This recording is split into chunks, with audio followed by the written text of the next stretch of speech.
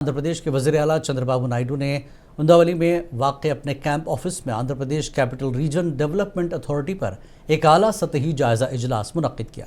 इस इजलास में बल्दी नज़्म व नस्क व शहरी तरक्की के वज़ीर पी नारायणा, रियासत के चीफ सेक्रेटरी के विजय आनंद के अलावा कई आला ओहदेदारान ने शिरकत की।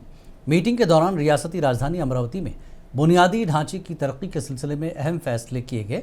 मीटिंग के बाद वज़ीर बल्दी नज़्म व नस्क पी नारायणा ने मीडिया से बात करते हुए बताया कि CRDA ने राजधानी के 1450 एकड़ रकबे पर बुनियादी सहूलियात की फराहमी के लिए 1052 करोड़ रुपए की लागत वाले मंसूबे को मंजूरी दी है।